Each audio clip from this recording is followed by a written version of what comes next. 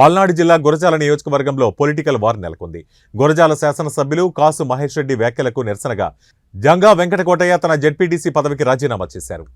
దీనివల్ల 3 పదవులు అనేసి ఎమ్మెల్యే గారు మాట్లాడుతున్నారు. ఆ 3 పదవులు నా పదవి పోతుంది, నా పదవికి రాజీనామా చేశాను. దాని తర్వాత 2019లో ఈరోజు ఎమ్మెల్యేగా కాసు మహేష్ రెడ్డి గారు ఉన్నారంటే మా నాన్న చేసిన త్యాగం వల్లే. ఆ రోజు సీఎం గారు జగన్మోహన్ రెడ్డి గారు ఒకే మాట అన్నారు, నేను సీఎం కావాలన్నా నువ్వు ఎమ్మెల్యే కావాలన్నారు. దానికి బదులుగా మా నాన్నగారు అన్నారు, మీరు సీఎం అయితే చాలు, నాకేం అక్కర్లేదంటే ఆ రోజు 2019లో మా నాన్నగారు జగన్మోహన్ రెడ్డి మీ ఇష్టం వచ్చిన వాళ్ళకి ఏమన్నా నేను గెలిపించుకొని తీసుకొస్తామని చెప్పారు.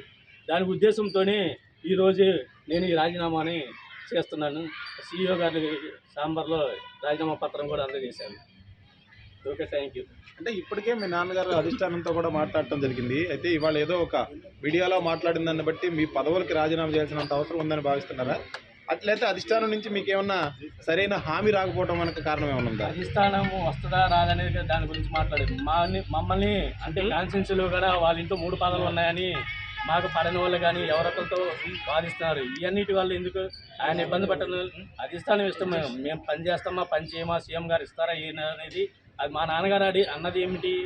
నేను కూడా పనిచేసా, 2 టైమ్స్ ఎమ్మెల్యేగా పనిచేశాను కాబట్టి నాకు కూడా అర్హత ఉంది కాబట్టి నేను టికెట్ ఇస్తే బాగుంటే నేను కూడా పోటీ చేస్తానన్నారు కానీ మహేష్ రెడ్డి గారు తీసేయమని చెప్పేసి కానీ ఈరవ లేకపోయినా అని మాట్లాడలేదు.